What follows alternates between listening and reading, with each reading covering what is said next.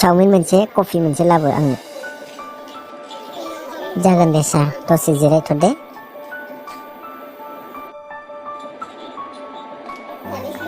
सार, आंखौ निमाहा होदो, जोंनियाव चावमिना जोबथ'बायनो आरो कफिखौलाय नांगौना नांला सार?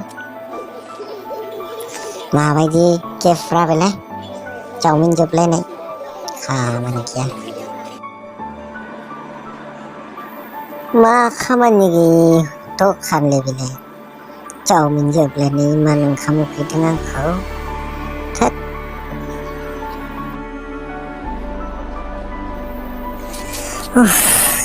बेयावनो दसे जिरायना थांनोसै आं। मा खालामबावनो गोदाव सोरावसो मोनजोब्बाय।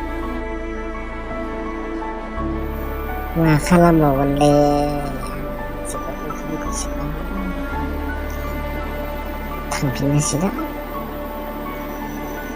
साननानै मोनला आं, खर'फोरासो गाज्रि जाबाय।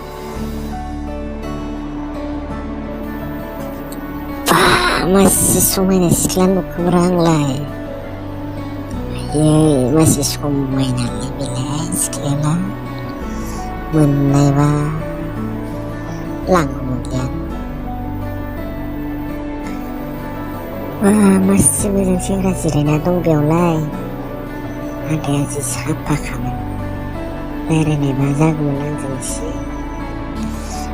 खाथियाव जिरायफैनायबा हामगौमोन, आंनि खाथियाव बा हामगौमोन।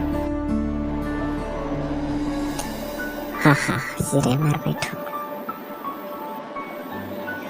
आदा, नोंनि मुङा मा? नों बहा थायो? नैबे वार्ड नम्बर 5आवनो थायो आङो, नैबेयावनो। ओंखाम उखैनानै चावमिन जानो फैदोंमोन। हटेलफ्रानो बन्द' गोजा आरो खुला दंमोन। चावमिनानो जोब्बायनो, बेनिखायनो जिरायनानै दं आं दसे बेयाव।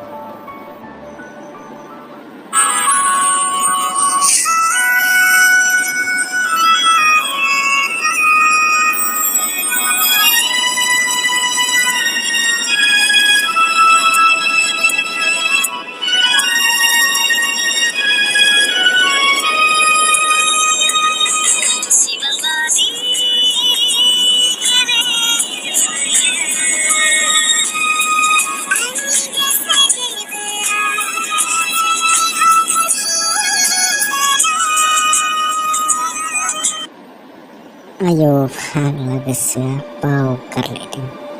दसेनो सिमां मोगथां।